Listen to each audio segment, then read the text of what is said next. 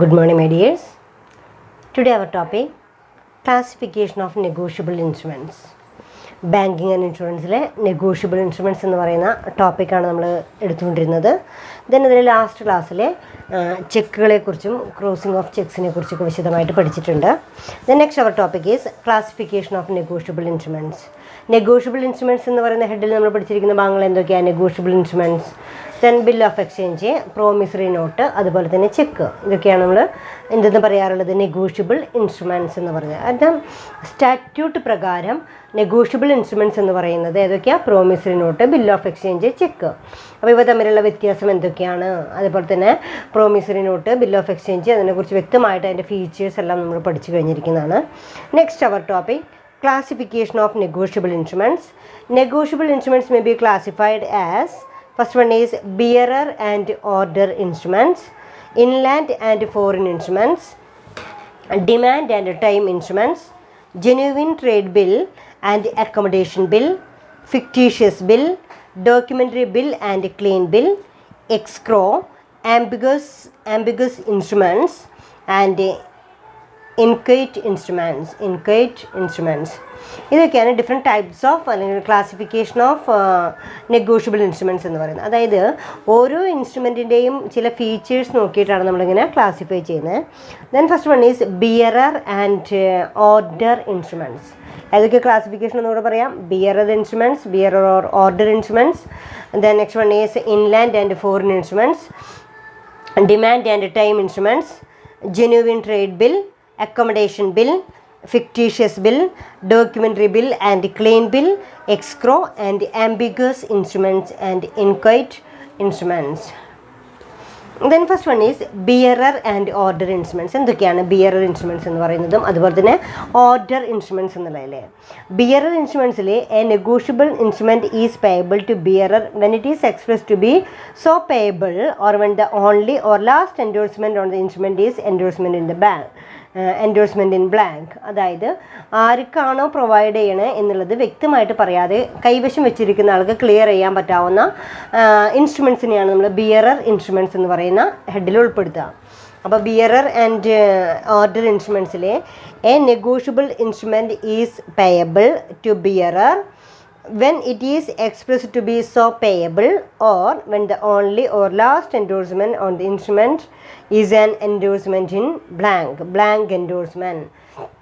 അതായത് ആർക്കാണ് ഇത് പേ ചെയ്യണേ എന്ന് പറയും. ഇപ്പോൾ ചെക്കൊക്കെ ഒരു ചില നമ്മൾ പറയാറുണ്ട് ബിയറർ ഇൻസ്ട്രുമെൻ്റ് എന്ന് ചില സിറ്റുവേഷൻസിൽ പറയാറുണ്ട്. എന്തുകൊണ്ടാണ് ബിയറർ ഇൻസ്ട്രുമെൻറ്റ്സ് എന്ന് പറയാനുള്ള കാരണം? ചെക്ക് എഴുതി കഴിഞ്ഞാൽ അത് ആർക്കാണെന്ന് വ്യക്തമായിട്ട് പറയുന്നില്ല. ആരുടെയും കയ്യിൽ അത് പെട്ട് കഴിഞ്ഞാൽ അവിടെ എന്ത് ചെയ്യുന്നു? ആരുടെയും കയ്യിലാണെങ്കിൽ അവർക്ക് പോയിട്ട് ബാങ്കിൻ്റെ കൗണ്ടറിൽ നിന്ന് തന്നെ ക്ലിയർ ചെയ്തെടുക്കാൻ പറ്റാവുന്ന ഡോക്യുമെൻറ്റ്സ് ആണ്, ഇൻസ്ട്രുമെൻറ്റ്സ് ആണ് ഇത് ബിയറർ ഇൻസ്ട്രുമെൻറ്റ്സ് എന്ന് പറയുന്നത്.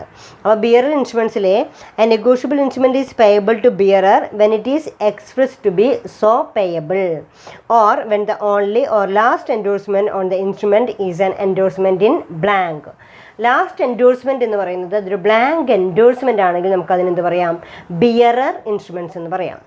Then negotiable instrument is payable to order when it is expressed to be so payable, when it is expressed to be payable to a particular person and it does not contain words prohibiting or restricting its transfer.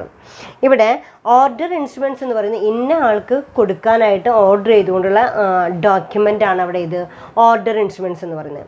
ഇതെല്ലാം തന്നെ negotiable instruments ആണ്. ഇത് bill of exchange, promissory not, check, ഇതെല്ലാം എന്താണ്? Negotiable instruments ആണ്. ഇവിടെ പറഞ്ഞ negotiable instrument is payable to order when it is expressed to be so payable or when it is expressed to be payable to a particular person and it does not contain words prohibiting or restricting its transfer.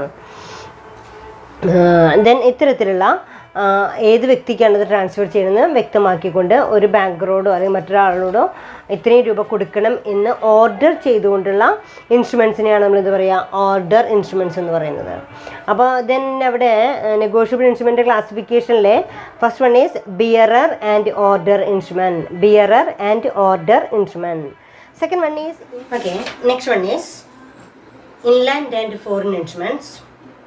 And then a promissory note, bill of exchange or check drawn or made in India and made payable in India or drawn upon a person resident in India is deemed to be an inland instrument. അപ്പോൾ നമ്മൾ പഠിക്കുന്നത് ചില ഇൻസ്ട്രുമെൻസുകളെ നമ്മൾ, അതായത് negotiable instruments, അതായത് negotiable instruments bill of exchange, promissory note, അതുപോലെ തന്നെ ചെക്ക്, ഇതാണ് നെഗോഷ്യബിൾ ഇൻസ്ട്രുമെൻറ്റ്സ് എന്ന് പറയുന്നത്. ഈ നെഗോഷ്യബിൾ ഇൻസ്ട്രുമെൻറ്റ്സ് ചെയ്തത് ഇൻലാൻഡ് ഇൻസ്ട്രുമെൻറ്റ്സ് ആവാം, അല്ലെങ്കിൽ ഫോറിൻ ഇൻസ്ട്രുമെൻറ്റ്സ് ആവാം. അവിടെ ഇൻലാൻഡ് ഇൻസ്ട്രുമെൻറ്റ്സിൽ a promissory note, bill of exchange or cheque drawn or made in India and made payable in India or drawn upon any person resident in India is deemed to be an inland instrument. അങ്ങനെ ഇന്ത്യയുടെ ഉള്ളിൽ വെച്ച് തന്നെ കൈകാര്യം ചെയ്തുകൊണ്ടിരിക്കുന്നത്, അതായത് അത് എഴുതുന്നതും അതിൻ്റെ പേയ്മെൻറ്റ് നടത്തുന്നതും എല്ലാം ഇന്ത്യയിൽ വെച്ച് തന്നെയാണെങ്കിൽ അത്തരത്തിലുള്ള ഇൻസ്ട്രുമെൻറ്റ്സിനെയാണ് നമ്മൾ എന്ത് പറയുക, ഇൻലാൻഡ് ഇൻസ്ട്രുമെൻറ്റ്സ് എന്ന് പറയാം. The next one is foreign instruments. All instruments which are not inland instruments are deemed to be foreign instruments. അങ്ങനെ എല്ലാം ഇന്ത്യയിൽ വെച്ച് ചെയ്യാതെ തന്നെ അത് പുറത്ത് അബ്രോഡിലുള്ള ഒരാളുടെ പേരിലോ ഒക്കെയാണ് നമ്മൾ എഴുതുന്നതെങ്കിൽ അത്തരത്തിലുള്ള ഇൻസ്ട്രുമെൻസിനെയാണ് നമ്മൾ എന്ത് പറയുക, ഫോറിൻ ഇൻസ്ട്രുമെൻറ്റ്സ് എന്ന് പറയുന്നത്. Then next one is demand, and third one is demand and time instrument. Demand and time instrument. A promissory note or bill of exchange is payable on demand when it is expected to be payable on demand or at sight or on presentment, or when no time for payment is specified in it, then a check is always payable on demand. ചില instruments demand instruments ആവാം, ചില instruments എന്ന് പറയുന്നത് then time instruments ആവാം. അപ്പോൾ demand instruments ആവാം, time instruments ആവാം. അപ്പോൾ ആദ്യം പറഞ്ഞിരിക്കുന്നത് എന്താ, bearer or order instruments. Bearer instruments എന്ന് പറയുന്നത് ആർക്കാണോ നമ്മൾ ചെക്ക് കൊടുക്കുന്നതെന്ന് വ്യക്തമായിട്ട് എഴുതാതെ ആരുടെ കയ്യിലാണോ അതിൻ്റെ കൈവശാവകാശം കയ്യിലിരിക്കുന്നത് അയാൾക്ക് ക്ലിയർ ചെയ്തെടുക്കാൻ പറ്റാവുന്ന ഡോക്യുമെൻസിനെയാണ് ബിയറർ ചെക്സ് എന്ന് പറയാം.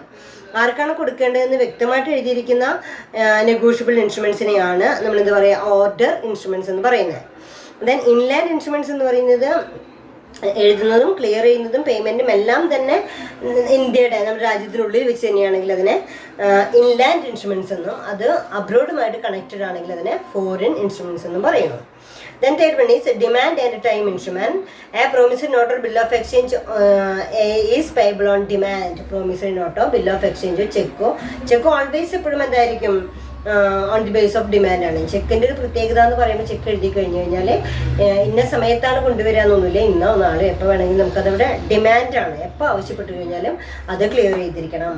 അപ്പോൾ ഡിമാൻഡ് ആൻഡ് ടൈം ഇൻസ്ട്രുമെൻറ്റ്സിൽ a promissory note or bill of exchange is payable on demand when it is expressed to be payable on demand or at sight or on presentment when no time for payment is specified in it. എപ്പോഴാണ് എന്ന് വ്യക്തമായിട്ട് ടൈമൊന്നും പറഞ്ഞിട്ടില്ല. Then a cheque is always payable on demand. Check എല്ലായ്പ്പോഴും ഡിമാൻഡിനനുസരിച്ച് തന്നെ പേ ചെയ്യുന്നതാണ്. Then next one is A promissory note or bill of exchange is A time instrument if it is stated to be payable at a fixed period after its date or at a fixed period after sight or at a fixed period after an event which is certain to happen. ഇവിടെ രണ്ടാമത് പറയുന്നത് time instrument ആണ്. ഈ time ഇൻസ്ട്രുമെൻറ്റിൽ എപ്പോഴാണ് എന്ന് സമയം വ്യക്തമായിട്ട് പറഞ്ഞിരിക്കുന്ന ഇൻസ്ട്രുമെൻസിനെയാണ് ടൈം ഇൻസ്ട്രുമെൻറ്റ്സ് എന്ന് പറയുന്നത്. അവിടെ at a fixed period after it date, അതായത് ഈ ഡേറ്റ് കഴിഞ്ഞാൽ എത്ര ദിവസത്തിനുള്ളിൽ ഇന്ന ഡേറ്റിന് കൊടുത്തിരിക്കണം എന്ന് പറയുകയാണെങ്കിൽ, അതായത് നമ്മൾ കണ്ടതിന് ശേഷം ഒരു ഫിക്സഡ് പീരീഡ് പ്രൊവൈഡ് ചെയ്യാന്നുണ്ടെങ്കിൽ, or at a fixed period after an event which is certain to happen, ഇന്നത് സംഭവിച്ചു കഴിഞ്ഞാൽ അത് കൊടുത്തിരിക്കണം എന്ന് പറയുകയാണെങ്കിൽ, ഇങ്ങനെയൊക്കെ ആണെങ്കിലാണ് അതിന് എന്ത് പറയാം, ടൈം ഇൻസ്ട്രുമെന്റ് എന്ന് പറയാം. അപ്പോൾ നമ്മൾ പഠിച്ചിരുന്ന ഇൻസ്ട്രുമെന്റ്സ് ഏതൊക്കെയാണ്, bearer and order instruments, inland and foreign instruments, then demand and time instruments. Then fourth one is genuine trade bill and accommodation bill. Genuine trade bill and accommodation bill. When a bill is drawn, accepted or endorsed for consideration, it is called a genuine trade bill. എന്താ പറയാ, when a bill is drawn, accepted or endorsed for consideration, it is called a genuine trade bill. When it is drawn, accepted or endorsed without any consideration, it is called accommodation.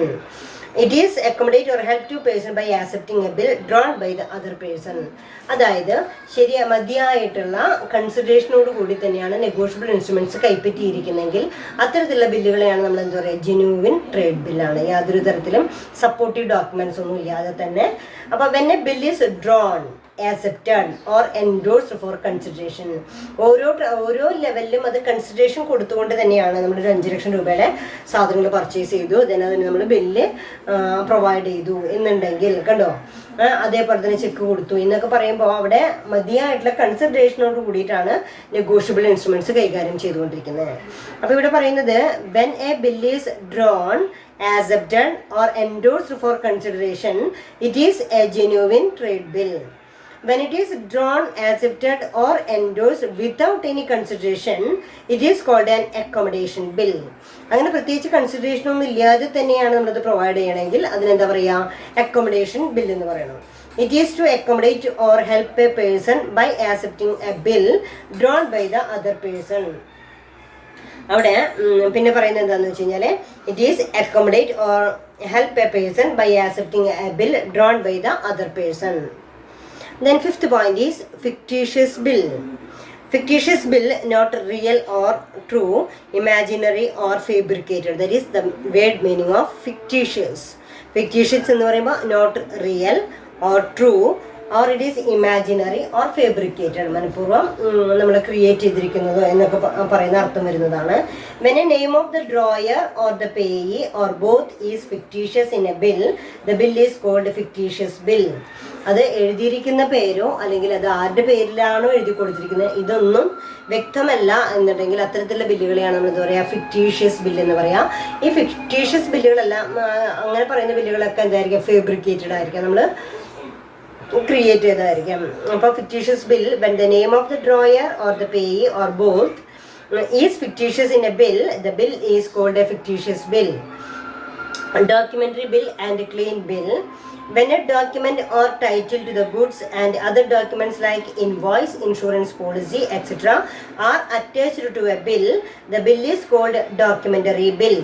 When no documents relating to the goods represented by the bill are attached to it, it is called a clean bill. അവിടെ ഇനി പറയുന്നത് എന്താ, ആദ്യം fictitious bill പറഞ്ഞു. Fictitious bill എന്താ, then the name of drawer or payee or both is fictitious in a bill. വളരെ വ്യക്തമായിട്ട് കാണിക്കാതിരിക്കുകയോ അല്ലെങ്കിൽ വ്യക്തമായിട്ട് കൊടുക്കാതിരിക്കുകയോ ചെയ്യുന്ന തരത്തിലുള്ള ബില്ലുകളെയാണ് നമ്മൾ എന്താ പറയുക, ഫിക്ടീഷ്യസ് ബില്ല് എന്ന് പറയുന്നത്. Then next one is documentary bill or clean bill.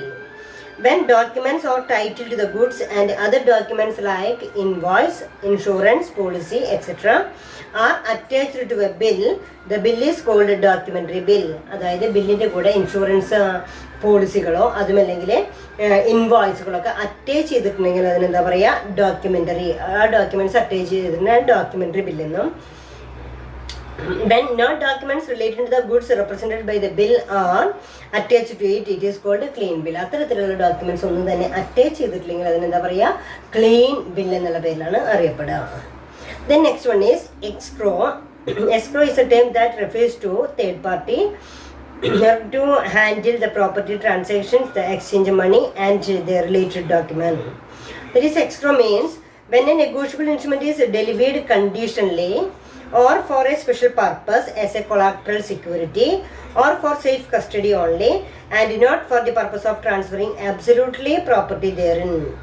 That is, it is called an escrow. അവിടെ പറയുന്നത് നമ്മൾ when a negotiable instrument is delivered conditionally, എന്തെങ്കിലും ഒരു കണ്ടീഷൻ വെച്ചുകൊണ്ടാണ് നമ്മൾ ആ ഒരു നെഗോഷ്യബിൾ ഇൻസ്ട്രുമെന്റ്സ് പ്രൊവൈഡ് ചെയ്യുന്നതെങ്കിൽ when a negotiable instrument is delivered conditionally or for a special purpose, വേറെ എന്തെങ്കിലും പർപ്പസിന് വേണ്ടിയിട്ടോ ഏതെങ്കിലും ഒരു കണ്ടീഷൻ്റെ ബേസിലാണ് നമ്മൾ പ്രൊവൈഡ് ചെയ്യുന്നതെങ്കിൽ when a negotiable instrument is delivered conditionally or for a special purpose as a collateral security or for safe custody only and not for the purpose of transferring absolutely property therein, it is called an escrow. Ambiguous instruments. Ambiguous instrument when an instrument owing to its faulty drafting may be interrupted either as a promissory note or a bill of exchange, it is called an ambiguous instrument. എന്താ പറയുന്നത്, when an instrument owing to its faculty drafting may be interrupted either as a promissory note or a bill of exchange, it is called an ambiguous instrument. It is holder can elect once for all whether he wants to treat it as a promissory note or a bill of exchange. Once he does so, he must abide by his election. ഏതെങ്കിലും ambiguous ആയിരിക്കാം. അത്തരം സിറ്റുവേഷനിൽ when a instruments owing to its faulty drafting may be interrupted either as a promissory note അല്ലെങ്കിൽ promissory note or bill of exchange ആയിട്ട് അങ്ങനെ interrupt ചെയ്യാം, അങ്ങനെ അത് ഏതൊരു ഫോൾട്ടി ഡ്രാഫ്റ്റിംഗ് വ്യക്തമാക്കാനായിട്ട് സാധിക്കാത്ത രീതിയിൽ വെൻ ഇൻസ്ട്രുമെന്റ് ഓവി to its faulty drafting may be interrupted that is interpreted either as a promissory note or a bill of exchange. It is called an ambiguous instrument. It is holder can elect once for all whether he wants to treat it as a promissory note or a bill of exchange. Once he does so, he must abide by his election. അതായത് ഇപ്പോൾ നമ്മളൊരു ബില്ലാണോ അല്ലെങ്കിൽ അതൊരു promissory നോട്ടോ എന്ന് വ്യക്തമാക്കുന്നതിൽ എന്തെങ്കിലും അവ്യക്തത ഉണ്ടായിരിക്കുക. അതായത് അത് ആ ഡ്രാഫ്റ്റ് ചെയ്യുന്ന സെന്റൻസുകളിൽ എന്തെങ്കിലും ക്ലിയർ ഇല്ലാതിരിക്കുക. ദെൻ അതൊരു ആംബിഗസ് ഇൻ നേച്ചർ, എന്താണെന്ന് വ്യക്തമല്ലാത്തൊരു രീതിയാണ്. ദെൻ അവിടെയാണ് നമ്മൾ എന്താ പറയുക, ആംബിഗസ് ഇൻസ്ട്രുമെന്റ്സ് എന്ന് പറയുന്നത്.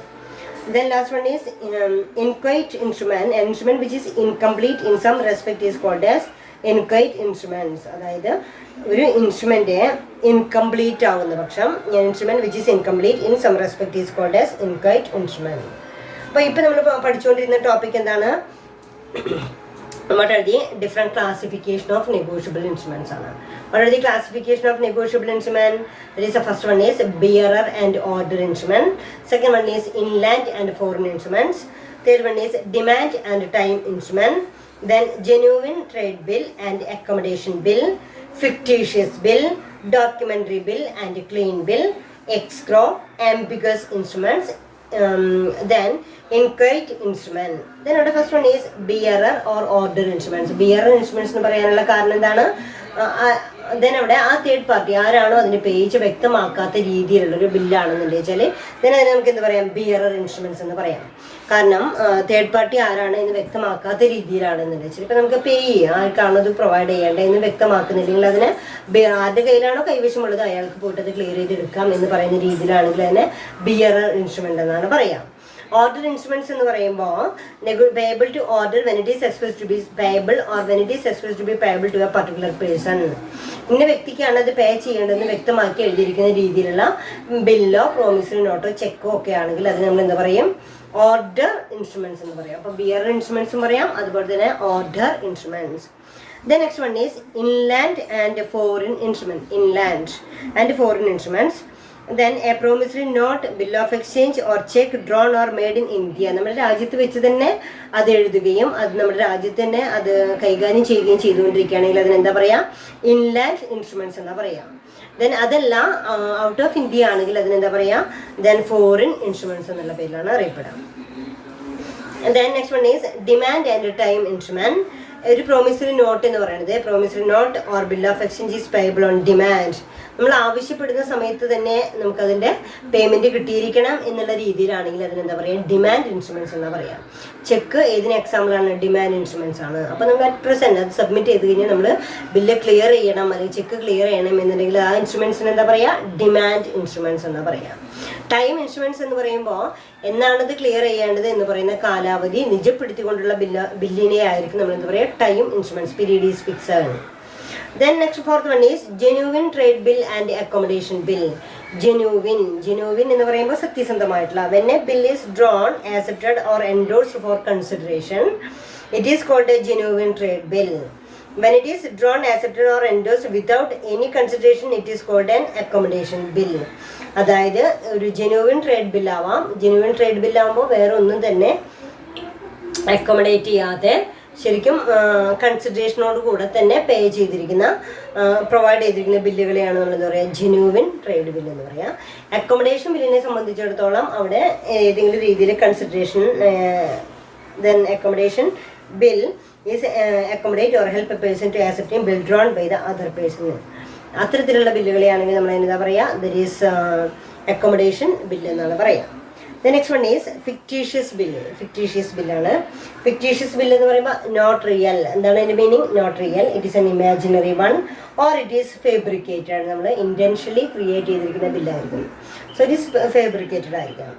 Then documentary bill and clean bill. Next one is documentary bill and clean bill. Documentary എന്ന് പറയുമ്പോൾ ഏതെങ്കിലും ഒരു ഡോക്യുമെൻ്റ് അതിൻ്റെ കൂടെ അറ്റാച്ച് ചെയ്തിട്ടുള്ളതാണെങ്കിൽ അതിന് ഡോക്യുമെൻ്ററി എന്ന്. ക്ലീൻ എന്ന് പറയുമ്പോൾ വേറൊന്നും അറ്റാച്ച് ചെയ്യാത്ത രീതിയിലുള്ള ബില്ലിനെയാണെങ്കിൽ അതിനെ ക്ലീൻ ബില്ലെന്നും പറയണം. ദെൻ എസ്ക്രോ എന്ന് പറയുന്നത് പിന്നെ നെഗോഷ്യബിൾ ഇൻസ്ട്രുമെന്റ് ഡെലിവേർഡ് ഏതെങ്കിലും ഒരു കണ്ടീഷൻ പ്രകാരമാണ് ബില്ലോ ചെക്കോ പ്രോമിസറി നോട്ടോ ഇഷ്യൂ ചെയ്യണമെന്ന് വെച്ചാൽ അതിനെ എസ്ക്രോ എന്ന് പറയും. Next one is ambiguous instruments. Ambiguous എന്ന് പറയുമ്പോൾ it is not clear. It is then the faulty drafting of bill or promissory note. ബില്ലോ ചെക്കോ പ്രോമിസറി നോട്ടോ എഴുതുന്നത് ശരിയായിട്ടുള്ള രീതിയിലല്ല ഡ്രാഫ്റ്റ് ചെയ്തിരിക്കണമെന്ന് വെച്ച് കഴിഞ്ഞാൽ when an instrument owing to its faulty drafting may be interrupted either as a promissory note or a bill of exchange, it is called an ambiguous instrument. അത്തരത്തിലാണെങ്കിൽ അതിനെന്താ പറയുക, അതൊരു ambiguous instruments ആയിട്ട് നമുക്ക് കൺസിഡർ ചെയ്യാം. Then last one, ninth one is inchoate instrument. Inchoate instruments എന്ന് പറയുന്നത് an instrument which is incomplete in some respect is called as inchoate instrument. അത് ഏതെങ്കിലും രീതിയിൽ ഇൻകംപ്ലീറ്റ് ആണെന്നുണ്ടെങ്കിൽ അതിന് നമുക്ക് എന്താ പറയാം, ഇൻക്വൈറ്റ് ഇൻസ്ട്രുമെന്റ്സ് എന്ന് പറയാം. ഇതൊക്കെയാണ് ഇത് what are the classification of negotiable instruments എന്ന് പറയുന്നത്. Then next topic is maturity and days of grace. Next topic is maturity and days of grace. According to section 22, the maturity of a promissory note or bill of exchange is the date on which it is falls due. Then every instrument payable otherwise than on demand, it is entitled to 3 days of grace. For example, a bill dated 30th January 2015 is made payable 3 months after date. Maturity date is 16th April 2015.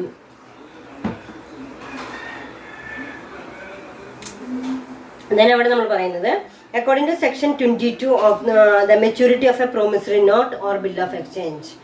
Promissory നോട്ടോ അല്ലെങ്കിൽ bill of എക്സ്ചേഞ്ചിനൊക്കെ നമുക്കൊരു maturity ഉണ്ട്. Maturity date എന്ന് പറയുന്നത് 3 മാസം. പിന്നെ അതുപോലെ തന്നെ എക്സ്പയറി എന്ന് പറയുന്നത് days of grace, expiry period എന്ന് പറയുന്നത് ഒരു 3 ദിവസം കൂടെയൊക്കെ ബില്ലിനും പ്രോമിസറി നോട്ടിനൊക്കെ അനുവദിക്കാറുണ്ട്.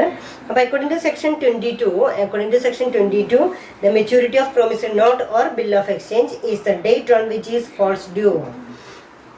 ഡ്യൂ ആയിട്ട് നിൽക്കായിരിക്കാം. Every instrument is payable otherwise than on demand, then it is entitled to 3 days of grace. അത്തരം സിറ്റുവേഷനിൽ നമുക്ക് 3 ദിവസം കൂടെ ഗ്രേസ് പീരീഡ് അനുവദിക്കാറുണ്ട്. ദെൻ ഈ ഫോർ എക്സാമ്പിൾ ഒരു ജനുവരി 13-ാം തീയതിയാണ് അതിൻ്റെ ഡേറ്റെങ്കിൽ ഫെബ്രുവരി, മാർച്ച്, ഏപ്രിൽ 3 മാസം. ദെൻ 3 ദിവസം 14, 15, 16. ദെൻ ഏപ്രിൽ 16-നായിരിക്കും അതിൻ്റെ മെച്യൂരിറ്റി ഡേറ്റ് എന്ന് പറയുന്നത്. ദെൻ ഈ മെച്യൂരിറ്റി ഡേറ്റ് അല്ലെങ്കിൽ ഇവിടെ പറയുന്ന ഡേയ്സ് ഓഫ് ഗ്രേസ് എന്ന് പറയുന്നത് ഏതിലെ അവൈലബിൾ അല്ല. ദെൻ അത് നമ്മുടെ ചെക്കിൽ നമുക്ക് എന്ത് കിട്ടില്ല, ഈ ഡേയ്സ് ഓഫ് ഗ്രേസ് നമുക്ക് ചെക്കിൽ അവൈലബിൾ അല്ല. പക്ഷേ ബില്ല്, പ്രോമിസറി നോട്ടുകളിലൊക്കെ നമുക്ക് എന്ത് അനുവദിക്കാറുണ്ട്, days of grace അനുവദിക്കാറുണ്ട്.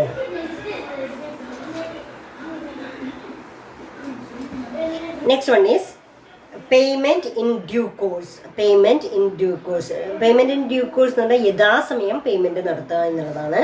It means payment in accordance with the apparent tenor of the instrument in good faith and without negligence and to any person is possession thereof under circumstances which do not afford a reasonable ground for believing that he is not landed to receive payment of the amount mentioned therein. അതായത് ഇവിടെ ഇത്രേ പറയുന്നുള്ളൂ, യഥാസമയം നമ്മൾ provide ചെയ്യുന്ന payment in due course. It means payment in accordance with the apparent tenor of the instrument in good faith and without negligence. നല്ല ഉത്തമമായിട്ടുള്ള വിശ്വാസത്തോടു കൂടിയും അശ്രദ്ധയില്ലാതെയും ദെൻ അങ്ങനെയാണ് പ്രൊവൈഡ് ചെയ്തിരിക്കുന്നത് വെച്ചാൽ അതാത് സമയത്ത് തന്നെ അത് ക്ലിയർ ചെയ്തിരിക്കണം. That is called as payment in due course. യഥാസമയം ക്ലിയർ ചെയ്യുക എന്നുള്ളതാണ്. Next topic is draft. Very important topic. What is meant by draft? A demand draft is a negotiable instrument similar to bill of exchange. Bill of exchange പോലെ തന്നെ issue ചെയ്യാവുന്ന ഒരു negotiable instrument ആണ് ഇത് demand draft. Then a bank issues a demand draft to client directing another bank or one of its own branches to pay a certain sum of money to a specified party. അവിടെ എന്താ പറയുന്നത് നോക്കാം. Demand draft is a negotiable instrument. Demand draft എന്ന് പറയുന്നത് ഒരു negotiable instrument ആണ്. Demand draft is a negotiable instrument similar to a bill of exchange. Bill of exchange പോലെ തന്നെ സിമിലർ ആയിട്ടുള്ള ഒരു ഡോക്യുമെന്റ് ആണ് ഇത് ഡ്രാഫ്റ്റ് എന്ന് പറയുന്നത്. A bank issues a demand draft to a client directed to another bank or one of its own branches to pay a certain sum of money to a specified party. അതായത് എപ്പോഴും demand draft issue ചെയ്യുന്നത് ആരായിരിക്കും എന്ന് ചോദിക്കും. Draft issued by the bank, cheque issued by the customer. Cheque ആര് issue ചെയ്യുക? നമ്മളാണ് check, customer ആയിരിക്കും ചെക്ക് വേറൊരാൾക്ക് കൊടുക്കുന്നുണ്ടായിരിക്കുക. എന്നാൽ ഡിമാൻഡ് ഡ്രാഫ്റ്റ് എന്ന് പറയുന്നത് മൂന്നാമതൊരാൾക്ക് പൈസ കൊടുക്കുന്നതിന് വേണ്ടി ഒരു കസ്റ്റമർ ബാങ്കിനെ സമീപിക്കുകയും അത്ര രൂപയുടെ ഡിമാൻഡ് ഡ്രാഫ്റ്റ് ആവശ്യപ്പെടുകയാണ് ചെയ്യുക. ആ ഡിമാൻഡ് ഡ്രാഫ്റ്റ് ഈ തേർഡ് പേഴ്സൺ കിട്ടിക്കഴിഞ്ഞാൽ അയാളുടെ ബാങ്കിൽ സബ്മിറ്റ് ചെയ്തിട്ട്, അതായത് ഇന്നൊരു ബാങ്കിനോട് ആവശ്യപ്പെടുകയാണ് ഇത്ര രൂപ അയാൾക്ക് കൊടുക്കണം എന്ന് ആവശ്യപ്പെട്ടുകൊണ്ട് ഒരു ബാങ്ക് ഇഷ്യൂ ചെയ്യുന്ന ഒരു ഡ്രാഫ്റ്റ് ഡോക്യുമെന്റ് ആണ് ഇത് ഡിമാൻഡ് ഡ്രാഫ്റ്റ് എന്ന് പറയുന്നത്. അപ്പോൾ demand draft always issued by the bank. കണ്ടോ, a demand draft is a negotiable instrument to a bill of exchange. Bill of exchange പോലെ തന്നെ കൈകാര്യം ചെയ്യുന്ന ഒരു നെഗോഷ്യബിൾ ഇൻസ്ട്രുമെന്റ് ആണ് ഇത് demand draft. A demand draft is a negotiable instrument similar to a bill of exchange. A bank issues a demand draft to a client directing another bank or one of its own branches. വേറെ ഏതെങ്കിലും ഒരു ബാങ്കിനോടോ അല്ലെങ്കിൽ ഈ ബാങ്കിൽ തന്നെ മറ്റേതെങ്കിലും ബ്രാഞ്ചസിനോടോ ഒരു certain amount ഒരു സ്പെസിഫൈഡ് പാർട്ടിക്ക് പ്രൊവൈഡ് ചെയ്യണം എന്ന് പറഞ്ഞുകൊണ്ട് ബാങ്കർ ഇഷ്യൂ ചെയ്യുന്ന one of the negotiable instrument ആണ് ഇത് ഡിമാൻഡ് ഡ്രാഫ്റ്റ് എന്ന് പറയുന്നത്. Demand draft is also known as D D. നിങ്ങൾ എല്ലായ്പ്പോഴും കേട്ടിട്ടുള്ള ഒരു ടൈമാണ് D D. Demand draft is always known as D D. It is prepared negotiable instrument wherein a bank by whom the demand draft has been made undertake the responsibility to make full payment whenever the instrument is presented for a payment.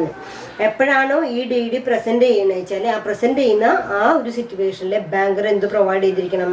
Fund provide ചെയ്തിരിക്കണം.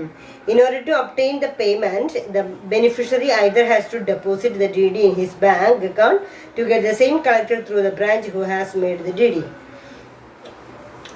In order to obtain the payment, the beneficiary either has to deposit the DD in his bank account to get some collected through the branch who has made the DD. അതായത് ഇപ്പോൾ ഒരു specified പാർട്ടിക്ക് fund provide ചെയ്യാനായിട്ട് നമ്മൾ കൊടുക്കുന്ന banker കൊടുക്കുന്ന one of the document ആണ് demand draft എന്ന് പറഞ്ഞു. അപ്പം നിങ്ങൾ മനസ്സിലാക്കേണ്ടത്, ഇപ്പോൾ നമ്മുടെ ഇവിടെയുള്ള ഏറ്റവും അടുത്തുള്ളൊരു നിയറസ്റ്റ് ബ്രാഞ്ചിലുള്ള ഒരു ബാങ്കർ എന്ത് ഇഷ്യൂ ചെയ്യുന്നു? ഒരു 50,000 റുപ്പീസിൻ്റെ ഡിമാൻഡ് ഡ്രാഫ്റ്റ് എ എന്ന് പറയുന്ന ഒരാൾക്ക് ഇഷ്യൂ ചെയ്യുന്നു. ഈ എ എന്ന് പറയുന്ന ആൾക്ക് ഇഷ്യൂ ചെയ്യുന്ന എയുടെ നിർദ്ദേശപ്രകാരം ബി എന്ന് പറയുന്ന ഒരാൾക്ക്, തിരുവനന്തപുരത്തുള്ള ഒരാൾക്കാണിത് പ്രൊവൈഡ് ചെയ്യേണ്ടത്. അപ്പോൾ ഏത് ബാങ്കാണോ, ഇപ്പോൾ SBI ആണോ SBI ആണോ ഏത് ബാങ്കാണോ നമ്മൾ സെലക്ട് ചെയ്തിരിക്കുന്നത് ആ ബാങ്കിന് തന്നെ വേറൊരു ബ്രാഞ്ചിലൂടെ ഈ ഡിമാൻഡ് ഡ്രാഫ്റ്റ് സബ്മിറ്റ് ചെയ്യുന്ന ഒരാൾക്ക് പണം കൈമാറുക എന്നുള്ളതാണ് ഇതുകൊണ്ട് ഉദ്ദേശിക്കുന്നത്, ഡിമാൻഡ് ഡ്രാഫ്റ്റ് എന്നുള്ളത് കൊണ്ട് ഉദ്ദേശിക്കുന്നത്. അപ്പോൾ demand draft is a negotiable instrument similar to bill of exchange. Bill of exchange പോലെ തന്നെ സിമിലർ ആയിട്ടുള്ള ഒരു ഡോക്യുമെന്റ് ആണ് ഇത് ഡിമാൻഡ് ഡ്രാഫ്റ്റ് എന്ന് പറയുന്നത്. A bank issues a demand draft to a client directing another bank or one of its own branches to pay a certain sum of money to a specified bank. കണ്ടോ, ഒരു വേറൊരു ബാങ്കിനോട് ഇത്ര രൂപ ഇന്ന കസ്റ്റമർക്ക് provide ചെയ്യണം എന്ന് പറഞ്ഞുകൊണ്ട് ഇഷ്യൂ ചെയ്യുന്ന ഒരു ഡോക്യുമെന്റ് ആണ് ഇത് demand draft, D D. Demand draft is also known as DD. It is prepared negotiable instrument wherein the bank by whom the demand draft has been made undertake the responsibility to make full payment whenever the instrument is presented for payment. In order to obtain the payment, the beneficiary either has to deposit the DD in his bank account. കസ്റ്റമർക്ക് വേണമെങ്കിൽ കസ്റ്റമറുടെ bank അക്കൗണ്ടിൽ deposit ചെയ്യാം. അപ്പോൾ അയാളുടെ അക്കൗണ്ടിലേക്ക് ഇത്ര രൂപ ഇന്ന ബാങ്കിൽ നിന്ന് ട്രാൻസ്ഫർ ചെയ്തിരിക്കണം. Same collected through the branch who has made the DD. അപ്പം നിങ്ങൾക്ക് ഇത് പറയാം. അപ്പം നമ്മൾ സാധാരണ പ്രോമിസറി നോട്ട് പഠിച്ചു, ബിൽ ഓഫ് എക്സ്ചേഞ്ച് പഠിച്ചു, ചെക്ക് പഠിച്ചു. ഇപ്പോൾ പഠിക്കുന്നത് DD ആണ്, ഡിമാൻഡ് ഡ്രാഫ്റ്റ് ആണ്. ഡിമാൻഡ് ഡ്രാഫ്റ്റ് എന്ന് പറയുന്നത് just like A negotiable instrument. മറ്റ് നെഗോഷ്യബിൾ ഇൻസ്ട്രുമെന്റ് പോലെ തന്നെയുള്ള വൺ ഓഫ് ദി ഡോക്യുമെന്റ് ആണ് ഇത്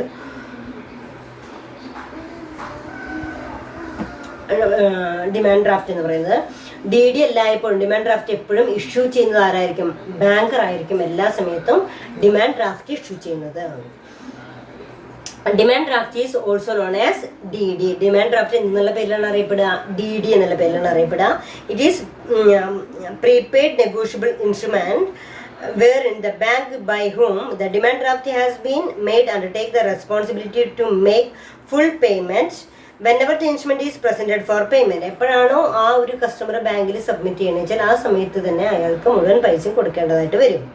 In order to obtain the payment, the beneficiary either has to deposit, ആ സമയത്ത് വേണമെങ്കിൽ കസ്റ്റമർക്ക് അതിൽ ഡെപ്പോസിറ്റ് ചെയ്യാം, deposit in DD in the bank account or get the same collected through the branch who has made the DD.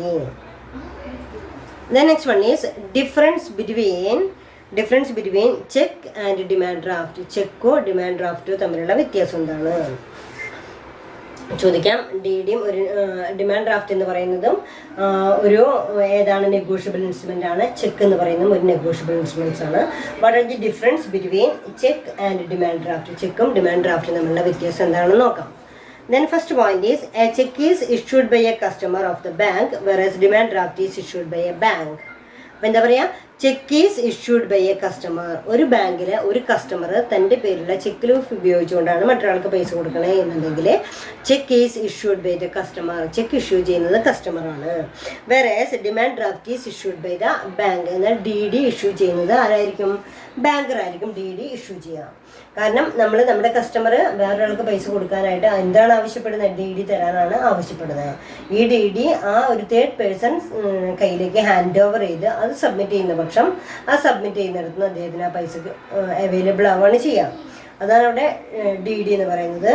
Check is issued by a customer of the bank versus demand draft is issued by the bank.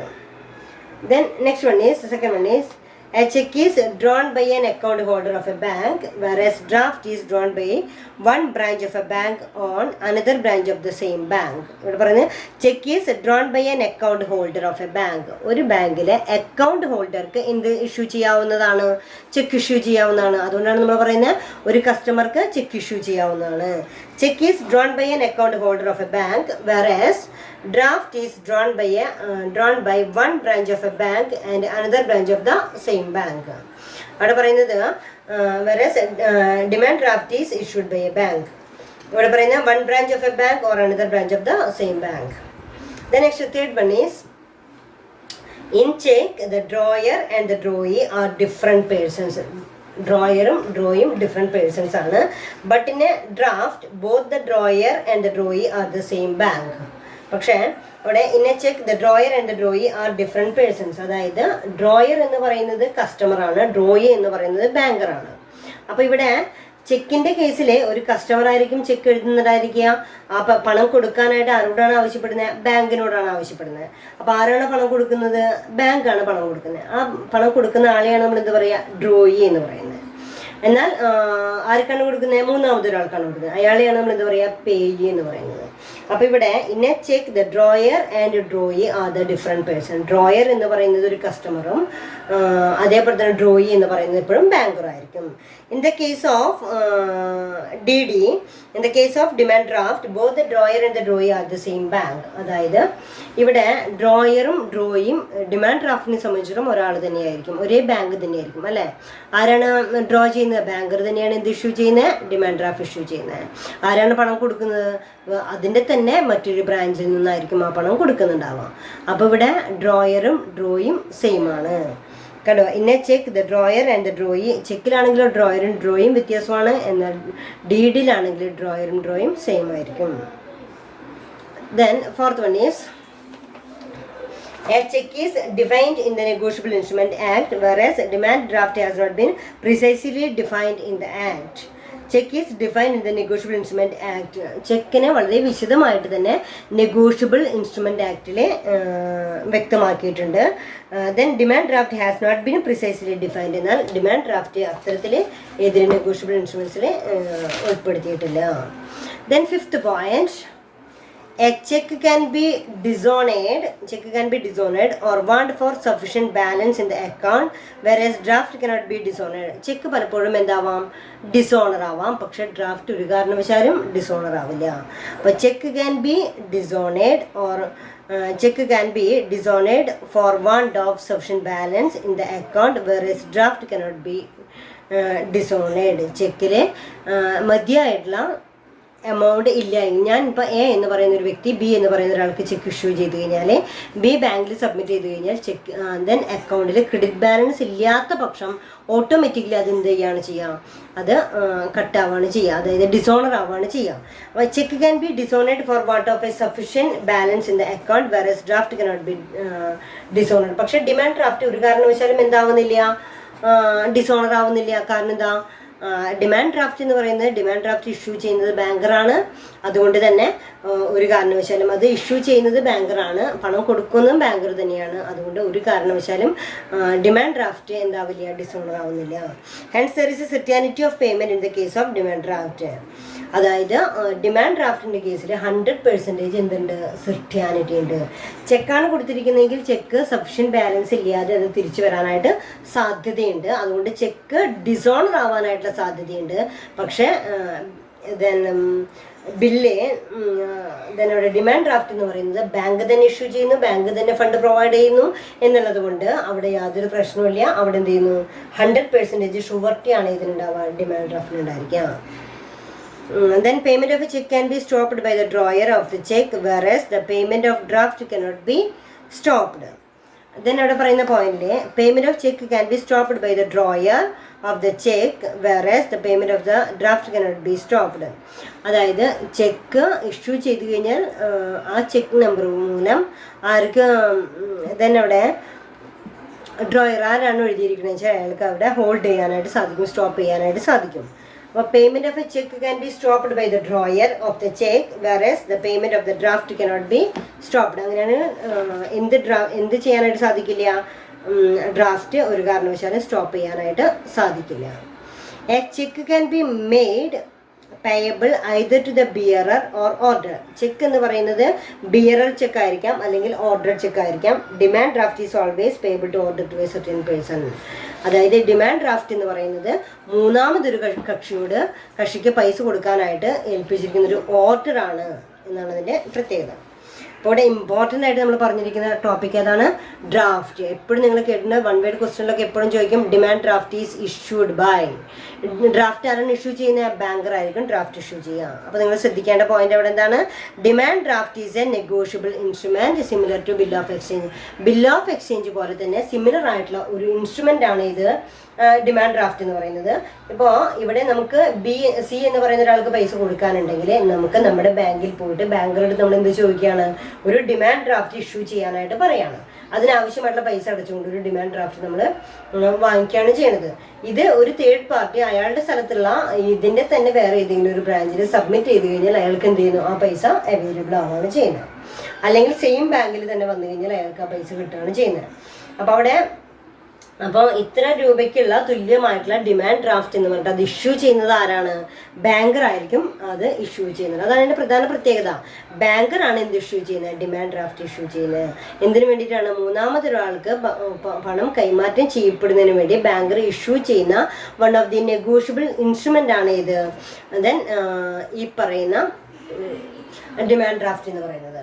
എന്നാൽ check എന്ന് പറയുന്നത് അങ്ങനെയല്ല. ചെക്കിനെ സംബന്ധിച്ചിടത്തോളം ഒരു കസ്റ്റമറെ സംബന്ധിച്ചിടത്തോളം ഒരു ബാങ്കിലെ അദ്ദേഹത്തിൻ്റെ അക്കൗണ്ടിൽ നിന്ന് ചെക്ക് ലീഫ് ഉപയോഗിച്ചുകൊണ്ട് മറ്റൊരാൾക്ക് പൈസ ട്രാൻസ്ഫർ ചെയ്യാനായിട്ട് സാധിക്കും. കണ്ടോ, ആ ചെക്ക് കൊടുത്തു കഴിഞ്ഞാൽ അത് കൊണ്ടുപോയി ക്ലിയർ ചെയ്തെടുക്കാനായിട്ട് കസ്റ്റമർക്ക് സാധിക്കുന്നു. അപ്പോൾ ഇതാണ്. അപ്പോൾ demand draft issued by the banker and cheque is issued by the customer. ഇതാണ് വ്യത്യാസം. അപ്പോൾ എന്താണ് ഡിമാൻഡ് ഡ്രാഫ്റ്റ് എന്ന് മനസ്സിലായി. ഡിമാൻഡ് ഡ്രാഫ്റ്റ് ഇതുപോലെ മറ്റൊരാൾക്ക് ട്രാൻസ്ഫർ ചെയ്യാൻ റൈറ്റുള്ള ഒരു നെഗോഷ്യബിൾ ഇൻസ്ട്രുമെൻ്റ് ആണ് ഇതിന് ഡിമാൻഡ് ഡ്രാഫ്റ്റ് എന്ന് പറയുന്നത്. Demand draft is A prepaid negotiable. മുൻകൂട്ടി തന്നെ പൈസ അടച്ചുകൊണ്ടാണ് ബാങ്കർ എന്തിൽ കൊടുക്കുന്നത്, ഡിമാൻഡ് ഡ്രാഫ്റ്റ് തരുന്നത്. അപ്പോൾ അതുകൊണ്ട് it is A prepaid negotiable instrument എന്നുള്ള പേരിൽ ഇത് അറിയപ്പെടുന്നു. ദെൻ ഡിമാൻഡ് ഡ്രാഫ്റ്റ് അറിയപ്പെടുന്നു. അപ്പോൾ ശ്രദ്ധിക്കേണ്ട പോയിന്റ് എന്താ, demand draft is A prepaid negotiable instrument wherein the bank by him the demand draft has made an undertaking. Then responsibility to make all payment whenever the instrument is presented for payment. In order to obtain the payment, the beneficiary either has to deposit the DD in his bank account or get the same collected through branches has to made in DD. അതായത് demand ഡ്രാഫ്റ്റിനെ സംബന്ധിച്ചിടത്തോളം the beneficiary either has to deposit DD in the bank's account. DD bank അക്കൗണ്ടിലെ കസ്റ്റമർക്ക് bank account അത് deposit ചെയ്യാവുന്നതാണ്. Same collected through the അദ്ദേഹത്തിന് അവരുടെ branch. അപ്പോൾ ഇതാണ് കേട്ടോ. ഇനി എന്താണ് വലിയ ഇമ്പോർട്ടൻ്റ് ആയിട്ട് പറഞ്ഞാൽ വളരെ difference between cheque and demand draft. Demand ഡ്രാഫ്റ്റും ചെക്കും തമ്മിലുള്ള വ്യത്യാസം എന്താണ്, demand draft issued by the banker, check is issued by the customer. Check is always drawn by the account holder. Demand draft is always drawn account holder of a bank, whereas draft is drawn by one branch of a bank another branch of the same bank, മറ്റൊരു ബാങ്കിനോട് നിർദ്ദേശിച്ചുകൊണ്ട് issue ചെയ്യുന്ന one of the document ആണ് ഇത് DD എന്ന് പറയുന്നത്. Then a check is defined as a negotiable instrument where demand draft is not precisely defined. Check എന്താണെന്ന് negotiable instrument വ്യക്തമായിട്ട് define ചെയ്തിരിക്കുന്നത്, അതുപോലെ ഇത് ഡിഫൈൻ ചെയ്തിട്ടില്ല, ബിൽ ഓഫ് എക്സ്ചേഞ്ച് ഡിഫൈൻ ചെയ്തിട്ടില്ല. Check can be dishonoured. Check പലപ്പോഴും എന്താവാൻ സാധ്യതയുണ്ട്, ഡിസോണർ ആവാനായിട്ട് സാധ്യതയുണ്ട്. പക്ഷേ ദെൻ അവിടെ ഡിമാൻഡ് ഡ്രാഫ്റ്റ് ഒരു കാരണവശാലും എന്താവില്ല, ഡിസോണർ ആവില്ല. Payment of cheque can be stopped by the drawer. The payment of draft cannot be stopped. A check can be made payable either the bearer or demand draft is always payable to order to certain person. അപ്പോൾ today's conclusion നമുക്ക് നോക്കാം, എന്തൊക്കെ കാര്യങ്ങളാണ് നമ്മൾ ഇന്നത്തെ ക്ലാസ്സിൽ പഠിച്ചിരിക്കുന്നത് നോക്കാം. Then first one is classification of negotiable instruments. ഏതൊക്കെയാണ് negotiable instruments? Bearer instruments or order instruments, inland and foreign instruments, demand and time instruments, genuine trade bill and accommodation bill, fictitious bill, documentary bill, escrow, ambiguous instruments, incate instrument. These are the classification of negotiable instrument. ഓരോ negotiable ഇൻസ്ട്രുമെൻറ്റിൻ്റെയും പ്രത്യേകതകളനുസരിച്ച് അതിനെ demand എന്നോ, time ബില്ലെന്നോ, demand ബില്ലെന്നോ, demand instrument എന്നോ, time instrument എന്നോ, ഇൻകേറ്റ് instruments എന്നോ, ambiguous instrument എന്നോ, bearer instruments എന്നോ, inland instruments എന്നോ, order instruments എന്നൊക്കെ പറയുന്നു. ഇതൊക്കെ എന്ത് നോക്കിയിട്ടാണ്? ഈ ബില്ലിലെ ചില പ്രത്യേകതകൾ നോക്കിക്കൊണ്ടാണ് അത്തരം ബില്ലുകളെ ഈ രീതിയിൽ ക്ലാസിഫൈ ചെയ്തിരിക്കുന്നത്. അപ്പോൾ first bearer and order instruments, inland and foreign instruments, demand and time instruments, genuine trade bill, fictitious bill. 2 മാർക്കിൻ്റെ ക്വസ്റ്റ്യൻ ആണ് fictitious bill. Fictitious bill are not real bill, that is an imaginary or artificially, that is a fabricated bill. Then documentary bill and clean bill. ചില ബില്ലുകൾ documentary ബില്ലുകളായിരിക്കാം, ചിലത് clean ബില്ലായിരിക്കാം. Escrow and also ambiguous instrument. ഇതൊക്കെയാണ് നമ്മളിന്ന് പഠിച്ചിരിക്കുന്ന വളരെ classification of negotiable instruments എന്ന് പറയുന്നത്. പിന്നെ മെച്യൂരിറ്റി പറഞ്ഞു. പിന്നെ ഡിമാൻഡ് ഡ്രാഫ്റ്റ് ആണ് നിങ്ങളുടെ ഇമ്പോർട്ടൻ്റ് ആയിട്ട് പഠിക്കാൻ പറഞ്ഞിരിക്കുന്നത്. ഡിമാൻഡ് ഡ്രാഫ്റ്റ് ആണ് കേട്ടോ. അപ്പോൾ ഇത്രയാണ് നമ്മൾ ഇന്നത്തെ ക്ലാസ്സിൽ എടുത്തിരിക്കുന്നത്. ദെൻ നെക്സ്റ്റ് ക്ലാസ്സിൽ നമ്മൾ എൻഡോഴ്സ്മെൻറ്റ് എന്ന് പറയുന്ന ടോപ്പിക്കായിട്ട് കാണാം. അപ്പോൾ നന്നായിട്ട് വായിച്ചു നോക്കാം. Thank you.